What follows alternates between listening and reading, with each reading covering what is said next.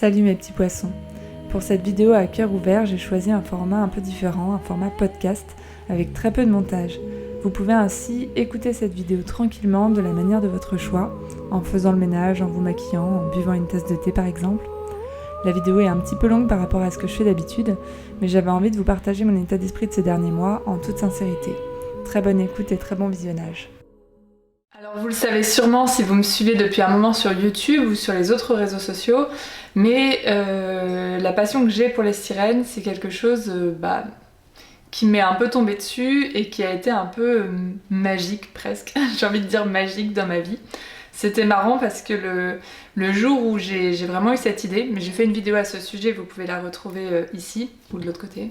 Je me trompe toujours. Le jour où j'ai vraiment eu cette idée, c'est vraiment comme s'il y avait un chemin lumineux qui s'ouvrait devant moi et qui m'appelait en gros pour que je m'engouffre dans ce chemin. En fait, j'avais pas vraiment le choix.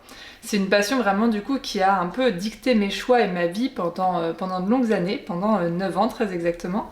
Et c'est une passion que j'ai mis avant toute autre chose, c'est-à-dire avant voir ma famille, voir mes amis, avant ma vie amoureuse et même avant mes études, puisqu'à un moment donné il a fallu que je fasse un choix entre continuer mes études en thèse ou continuer mon entreprise de sirène, et j'ai choisi mon entreprise de sirène. Donc voilà, c'est vraiment une passion qui m'a boostée, qui a été le moteur de ma vie pendant 9 ans.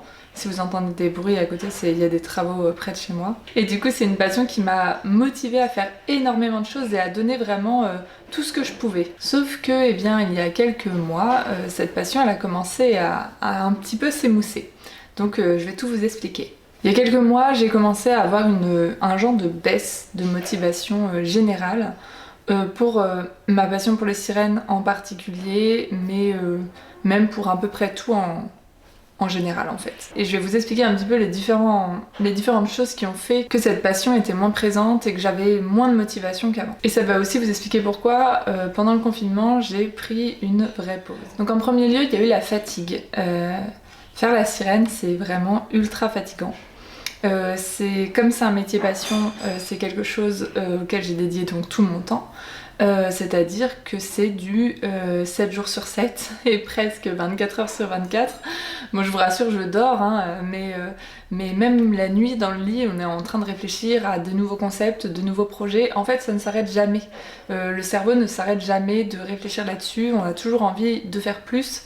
Et du coup, au bout d'un moment, c'est un petit peu épuisant. On dédie vraiment tout son temps à ça, et même lorsque je pars en vacances, par exemple, c'est jamais vraiment des vacances, parce que je choisis mes vacances en fonction de ce que je vais pouvoir bien faire en sirène, et je me lève à 4h du matin, typiquement pour faire des shootings photos ou des tournages, donc c'est pas du tout reposant, c'est pas du tout des vraies vacances. Il n'y a jamais un seul moment où le cerveau il se met en mode off. Et puis faire la sirène c'est fatigant, c'est vraiment fatigant pour le corps, c'est-à-dire les spectacles sirènes sont épuisants. Peut-être que parmi les personnes qui me regardent là, il y a des sirènes qui pratiquent cette passion ou même en métier. Vous savez très bien qu'après un spectacle, après un passage piscine, après une séance photo, dans quel état on est complètement épuisé, on a les doigts tout gercés, on n'a plus d'yeux, on a les yeux tout abîmés avec le chlore ou le sel, etc. On est vraiment fatigué à la fin d'une journée, même si la prestation sirène, elle, n'a duré que quelques minutes ou quelques dizaines de minutes, parce que on est entièrement plongé dans l'eau et le corps fait un effort physique assez intense pendant quelques dizaines de minutes, voire quelques heures, ça dépend ce qu'on fait. Sauf que moi, ça, je le fais plusieurs fois par semaine, voire quasiment tous les jours à certains moments de l'année. Donc c'est vraiment fatigant. En plus de ça, porter le costume, c'est épuisant. C'est-à-dire que si je me trimballe aux 4 coins de la France ou du monde, je dois porter mon sac de 12-13 kilos. Non, le sac il fait 20 kilos en fait. Le sac, une fois que la nageoire elle est dedans avec les accessoires et tout, il fait une vingtaine de kilos. Fabriquer les costumes, moi c'est ce que je fais aussi, je fabrique tout moi-même, c'est fatigant, c'est être à 4 pattes par terre pendant plusieurs heures, pendant plusieurs jours voire semaines, se trimballer des kilos et des kilos de matières premières pour pouvoir fabriquer ces tenues. Donc voilà, c'est vraiment un métier génial, mais physiquement très fatigant. Et du coup, le souci c'est que c'est un métier sportif, un métier artistique, et comme n'importe quel travail artistique, on se dit du jour au lendemain ça peut s'arrêter. Et comme on a cette peur là, on ne veut pas s'arrêter. Et moi personnellement, j'ai beaucoup de mal à dire stop ou à dire non. Il y a tellement de projets qui m'intéressent que voilà, je me sens coupable envers moi-même et envers les autres quand je refuse un projet. Donc j'ai tendance à accepter peut-être un peu trop de choses. Et du coup, je me suis épuisée en fait ces dernières années. Et c'est pour ça que le confinement, pour moi, c'est horrible de dire ça, mais ça a été un genre de... Mais je crois que beaucoup de personnes ont ressenti ça aussi, un genre de bénédiction, parce qu'en fait, on m'obligeait, il fallait rester chez soi, en fait, on m'obligeait à rester chez moi. Et du coup, je culpabilisais pas parce que beaucoup de gens étaient logés à la même enseigne en fait. C'était une obligation. Ça venait pas de moi, ça venait de l'extérieur. On m'a dit stop, reste chez toi, tu peux plus bosser de toute façon. Ensuite, la deuxième chose qui a fait que, je sais pas, il y a eu un peu de recul de ma part, c'est le fait d'avoir réalisé mes rêves. Alors vous allez voir, ça fait vraiment enfant gâté quand je dis ça. En fait, j'ai toujours eu beaucoup de rêves, plus jeune et puis même adulte, des rêves un peu insensés. Vous savez, on a tous des rêves où on sait pertinemment que ça ne se réalisera pas, parce que c'est beaucoup trop fou, c'est beaucoup trop... Voilà. Par exemple, typiquement, quand on a 8 ans et qu'on rêve de devenir une sirène, on pense que ça ne se réalisera pas. Et moi, j'ai eu cette chance incroyable et immense d'avoir réalisé énormément de mes rêves, et notamment de mes rêves d'enfant. Et bizarrement, en fait, je pars du principe qu'il faut avoir plein de rêves, c'est bien d'en réaliser certains, mais si on a réalisé tous ces rêves, qu'est-ce qui nous reste en fait ? Et quand j'ai commencé à faire la sirène, je me rappelle, j'avais plein d'étapes ultimes en fait si je faisais la sirène. Et notamment, un de ses buts c'était... Enfin, un de ses rêves, parce que je pensais pas du tout que ce serait possible, c'était d'apparaître en sirène dans un film, au cinéma. Voilà, c'est très... Et ça faisait partie vraiment des rêves ultimes, mais impossibles. Concrètement impossible pour moi, je me disais ça ne se fera jamais, ou le jour où ça se fera, je serai au top quoi, voilà. Je serai au plus haut de ce que je peux demander à l'univers concernant mes réalisations artistiques. Et ce rêve, comme vous le savez, il s'est réalisé avec le tournage du film Une sirène à Paris. Alors, ok, j'étais pas l'actrice principale, mais j'étais doublure, et du coup, je suis apparue dans un film au cinéma en sirène. Et en plus, un film... j'aurais pas pu rêver mieux que le film de Mathias Malzieu, qui est vraiment dans l'univers merveilleux et féerique, comme j'aime. Et en fait, quand le film est sorti... franchement, je vais me faire taper. Mais quand le film est sorti, j'ai déprimé. Non mais... En fait, j'ai déprimé parce que... Non mais vous allez voir, c'est débile. Mais parce que c'était tellement un rêve ultime qui venait de se réaliser... que je me suis dit, maintenant que je suis arrivée là où je pensais même pas arriver un jour, ça ne peut que descendre en fait. Je ne peux que faire moins bien. Non mais vous voyez un petit peu la mentalité. Et du coup ça m'a fait bader. Voilà, c'est vraiment débile. Mais je crois que c'est quelque chose encore une fois, d'assez récurrent, hein, que le cerveau... que le cerveau fait dans nos esprits d'humains, c'est-à-dire quand on arrive finalement à réaliser le rêve ou le but ultime, il faut se trouver un autre but parce que sinon on déprime. Mais c'est vrai que ça m'a fait peur en fait. Je me suis dit mince, si je suis arrivée là maintenant, qu'est-ce que je vais faire d'autre en fait. Ensuite, il y a une troisième chose qui a fait que je me suis un petit peu, pas découragée, mais... j'ai eu ce coup de mou, c'est le développement du mermaiding. Alors là encore c'est du positif et du négatif, comme la réalisation du rêve, c'est-à-dire que moi quand j'ai commencé à faire la sirène, le mermaiding ça n'existait pas en France, c'est moi qui ai donné ce terme aux médias. Si vous entendez maintenant le terme mermaiding dans les médias, c'est parce que c'est moi qui en ai parlé dans les journaux, à la télé, etc. pour que ce terme soit utilisé en France. Mais voilà, en gros, il y avait tout à faire, tout à inventer. Et donc ça vraiment ça me motivait énormément, ce côté nouveauté, ce côté challenge. Sauf que entre temps, ça s'est développé et il y a plein de sirènes et tritons qui sont arrivés, qui ont apporté leur propre univers. Et d'un côté, moi je trouve ça génial parce que plus le mermaiding se développe, mieux c'est forcément, mieux c'est même pour moi. Ça veut dire que plus de gens connaissent et plus il y a de personnes qui en parlent, plus il y a de personnes qui apprécient, plus il y a de potentiels clients également si on veut parler d'entreprise.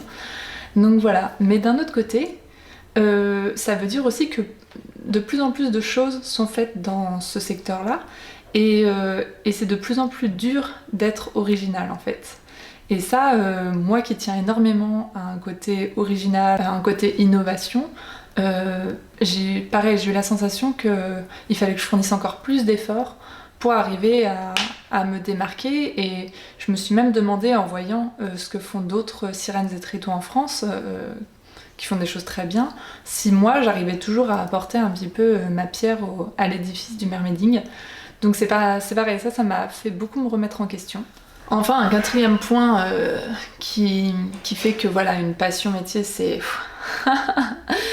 c'est à la fois génial et en même temps très difficile, c'est le temps. Parce que c'est hyper chronophage en fait. Cette passion, on lui dédie tout son temps, c'est aussi notre métier, donc c'est avec ça qu'on gagne de l'argent. Donc encore une fois, on ne s'arrête pas. Moi, je suis tout le temps en train de courir, enfin de nager à droite à gauche pour mes spectacles, pour aller faire des événements, pour aller faire des tournages. Et encore une fois, c'est ce que je disais, c'est qu'on n'a pas envie de dire non à quoi que ce soit, mais au bout d'un moment, on peut pas tout faire et on manque de temps, clairement. Moi, en fait, là où j'ai le plus manqué de temps, je crois, et c'était surtout l'année dernière que je m'en suis rendu compte, et c'est ça qui m'a un peu mis sous tension aussi, c'est que ce que j'aime faire le plus, je pense, dans mon travail, c'est de créer. Et l'année dernière, j'avais pas le temps. Tout était en flux tendu, c'est-à-dire en fait, j'avais à peine le temps de conceptualiser un truc ou de créer un truc qu'il fallait que ça soit sorti tout de suite. J'avais une idée de vidéo, fallait la faire tout de suite, ou alors elle se faisait pas. J'avais une idée de spectacle, c'est pareil, il fallait qu'en quelques jours il soit monté, sinon pas le temps en fait, juste pas le temps de me poser, pas le temps de réfléchir, pas le temps de prendre quelques jours pour juste laisser ses sens créatifs s'éveiller en fait. Et ça c'est pareil, au bout d'un moment, je crois que la créativité c'est un peu c'est un peu comme un potager, la citation. Mais je veux dire, un potager, si vous faites sans arrêt pousser des choses et que vous laissez jamais la terre au repos, au bout d'un moment il n'y a plus rien qui pousse. Et je pense que la créativité c'est pareil, c'est-à-dire que je faisais sans arrêt des choses et puis au bout d'un moment j'avais juste plus d'idées. Et là, quand vous avez plus d'idées alors que le cœur de votre métier c'est d'avoir des idées créatives, c'est un petit peu embêtant quoi. Et enfin, une petite chose un petit peu qui m'ont déprimée, ce sont les réseaux sociaux. Alors, pas pour des raisons habituelles, j'ai jamais eu de problème de harcèlement sur les réseaux, j'ai jamais eu de problème de mauvais commentaires, j'en ai eu bien sûr comme tout le monde, mais jamais au point que ça me fasse de la peine ou je ne sais quoi. Mais par contre, les réseaux sociaux c'est une énorme partie de mon travail, c'est ma vitrine en fait. C'est quelque chose auquel je tiens énormément parce que c'est le lien que j'ai avec vous, en fait, le lien direct que j'ai avec vous. Voilà, donc ce sont des retours, c'est aussi parfois des souvenirs. Quand je fais une vidéo d'une plongée que j'ai beaucoup aimée, moi ça me fait un beau souvenir aussi que je garde et que je poste, et quand je vois que vous aimez, en plus c'est génial. Sauf que ça met une certaine pression en fait les réseaux sociaux, parce que il y a quand même, en fait, c'est simple. Si vous ne postez pas régulièrement, si vous ne faites pas du contenu, je dirais pas à la mode, mais dans les tendances, c'est comme si Instagram et YouTube vous punissaient. Mais vraiment, on est puni, on est mis à l'écart et on est puni. Et ce qui s'est passé l'année dernière avec YouTube, c'est-à-dire la perte de mes commentaires sur ma chaîne principale, et le fait aussi que ma chaîne soit complètement mise à l'écart, c'est-à-dire que, alors là c'est depuis fin 2019, début 2020, vous l'avez peut-être remarqué sur ma chaîne principale, mais elle est mise à l'écart par YouTube. Je n'ai plus de commentaires dessus, ou de temps en temps j'ai des commentaires mais je ne sais pas pourquoi. Des managers de chez Google m'ont dit qu'ils ne comprenaient pas pourquoi les commentaires étaient supprimés sous toutes mes vidéos et que ce n'était pas normal. Mais pour autant, personne n'est capable de me remettre ces commentaires. Donc il a fallu que je fasse avec. Le contenu avec des enfants, donc tout ce qui est cours de sirène et tout, que YouTube mettait énormément en avant et qui me faisait énormément de vues, a soudain été quasiment banni de YouTube.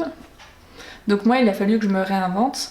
En soi, je comprends tout à fait ce positionnement vis-à-vis des enfants, mais comment dire, ça a été un un revirement de situation assez énorme.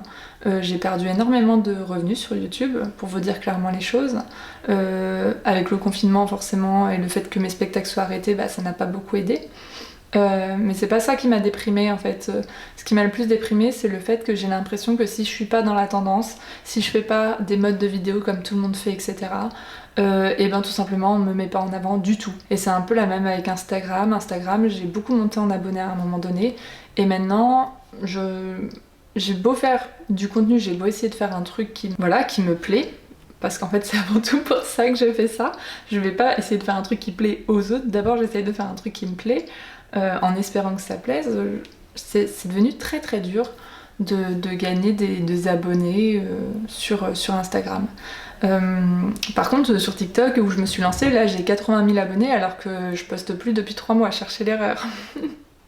Enfin s'il y en a qui savent un peu, s'il y a parmi vous des community managers ou des personnes dans le web marketing qui comprennent un peu comment fonctionne Instagram et pourquoi mon compte stagne, moi je veux bien le savoir. Après j'ai pris le parti maintenant de je m'en fous en fait et je fais mes trucs, si ça marche tant mieux, si ça marche pas tant pis, mais juste au bout d'un moment quand on travaille plus, parce qu'en fait je travaille plus qu'avant sur les réseaux, quand on travaille plus qu'avant etc. et qu'on a l'impression d'être comme ça taclé en retour par les réseaux sociaux, pas par vous mais en fait par les réseaux sociaux, bah c'est un peu démotivant en fait. On se dit merde, je me donne à 150% et puis derrière je me prends limite un coup de bâton sur la tête. Enfin pourquoi et puis on n'a aucune réponse à nos questions. Donc pour en revenir au sujet principal du truc, pendant le confinement en fait j'ai un peu... mes nerfs ont lâché, voilà, mes nerfs ont lâché. Je ne voulais plus rien faire. J'ai essayé à un moment de faire des trucs, de poster des trucs, et puis je me suis sentie beaucoup trop fatiguée. Là je me suis dit Claire, si tu t'arrêtes pas maintenant, alors que c'est la période idéale, que tous les signes de l'univers sont réunis pour te dire stop, tu vas jamais pouvoir redémarrer quoi. Il y a un truc amusant, c'est qu'au début 2020, quand j'ai vu la période printemps-été arriver, j'avais énormément de prestats qui étaient prévus. Le mois d'avril c'est toujours le mois le plus chargé de mon année en termes de prestations. Je me suis dit jamais je vais arriver au bout de cette période. En fait je suis tellement fatiguée que jamais je vais pouvoir tenir le choc. Et là il y a eu le confinement. Et petit miracle pour moi parce que bah ça m'a obligée à me reposer et je pense que j'en avais vraiment extrêmement besoin. J'ose même pas imaginer comment j'aurais atterri en été là, dans l'état dans lequel j'étais en fait. Je pense que j'aurais forcément dû à un moment donné prendre une pause, mais c'est dur comme décision à prendre soi-même en fait. La preuve c'est que moi il a fallu quand même qu'on ait une pandémie mondiale qui nous tombe dessus et l'État qui ferme tous les spectacles pour que je décide de me reposer. Et encore au départ je voulais faire plus de vidéos sur YouTube et tout, non mais n'importe quoi. Et du coup j'ai vraiment fait 3 semaines sans réseau, ou peut-être 2-3 semaines sans réseaux sociaux. C'est pas beaucoup, quand je dis ça, ça paraît long et court à la fois, mais c'est ce qu'il me fallait. C'est-à-dire qu'au bout de 2 semaines j'ai senti mon envie revenir, ma créativité revenir. Et c'est ça aussi, c'est que quand je me suis arrêtée, j'ai vraiment cru que j'avais perdu ma passion en fait. J'étais tellement épuisée physiquement, mentalement, que je n'avais plus du tout envie de voir des choses sur les sirènes, de penser à des choses sur les sirènes. Vraiment, c'était la première fois depuis des années que ça m'arrivait que l'univers des sirènes ne m'impacte plus en fait. Et c'est là que je me suis dit qu'il y avait vraiment un problème. J'ai eu très peur parce que je me suis dit si jamais cet état est permanent, ça veut dire que de 1, je perds ma passion, qui m'a boostée pendant des années, donc maintenant je fais quoi? Et de 2, je perds mon travail, parce que pour moi c'est hors de question tout simplement de faire ce métier-là sans être passionnée en fait. Ça demande tellement d'énergie, c'est un rêve, mais en même temps, si c'est pas votre rêve, vous avez pas envie de le faire en fait. Donc j'ai vraiment eu peur, parce que je me suis toujours dit le jour où je suis plus passionnée par ça, j'arrête et je trouverai autre chose, sauf que là, j'avais envie de rien faire d'autre. J'étais une loque.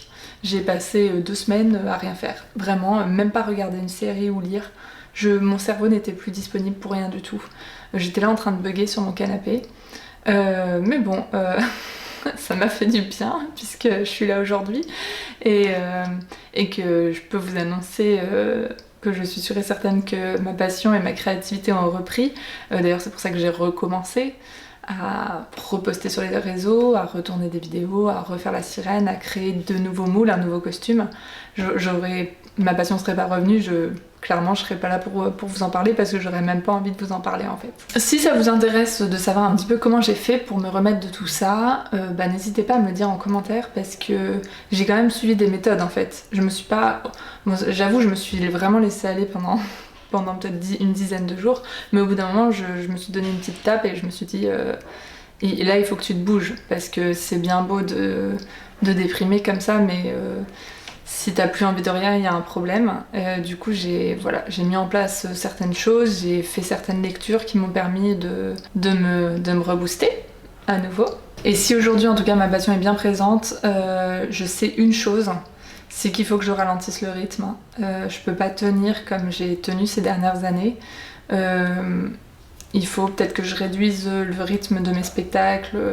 Enfin, il faut que je m'écoute plus en tout cas. Il faut que je m'écoute plus et que j'hésite pas à m'auto-confiner certains jours ou voire certaines semaines si j'en ai besoin et ne plus rien faire. C'est-à-dire pas partir en vacances, pas réfléchir à des trucs de sirène chez moi, juste ne rien faire. Je pense que ça peut vraiment aider. En tout cas mes petits poissons, voilà, je vous ai un peu tout dit. Si vous êtes restés jusqu'à la fin de cette vidéo blabla, mettez-moi un petit cœur bleu en commentaire. Et puis dites-moi si vous avez déjà traversé ce genre de période, un peu style burn-out, dépression. Et puis comment vous vous en êtes sortis. Parce que oui, en fait, le burn-out, ça existe même dans un métier qui est notre métier passion.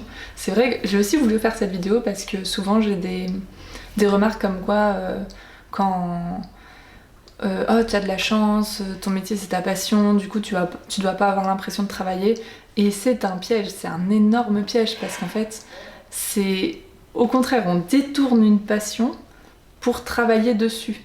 Du coup on se donne vraiment à 300%. Le fait que ce soit un travail, ça rigidifie et ça sérieuse, j'allais dire, mais ce n'est pas un mot. Ça rend énormément plus sérieux cette passion en fait. C'est beaucoup plus grave en fait qu'une passion comme ça qu'on peut lâcher, qu'on peut ne plus faire pendant quelques temps, à partir du moment où c'est votre métier, vous n'avez plus ce choix-là. Du coup, ça rend tout plus intense et plus compliqué. Voilà, heureusement pour moi, j'ai vraiment pu retrouver ma passion, mon énergie, même si je pense qu'il faut encore que je me ménage un petit peu. Mais en tout cas je suis à nouveau à fond sur les sirènes, vous inquiétez pas. En tout cas je voulais vous remercier de venir vraiment de plus en plus nombreux sur cette deuxième chaîne parce que elle me permet vraiment de m'ouvrir, de vous parler un petit peu à cœur ouvert. Et en plus je sais que les personnes qui sont là, c'est vraiment le cœur de ma communauté de sirènes en fait tout simplement, puisque vous êtes là à m'écouter parler pendant plusieurs minutes. Donc je voulais vous remercier, je suis vraiment super contente d'avoir cette chaîne là qui certes fait moins de vues, certes n'est pas monétisée, mais qui me permet de garder ce lien qui m'est tellement cher avec vous. Alors j'ai eu un petit problème avec la fin de cette vidéo qui ne s'est pas enregistrée, donc je vous fais la conclusion en voix off. Merci en tout cas d'avoir écouté cette vidéo jusqu'au bout. Vous pouvez en discuter avec moi dans les commentaires. Et puis je vous fais d'énormes bisous mes petits poissons et je vous dis à très bientôt sous l'eau.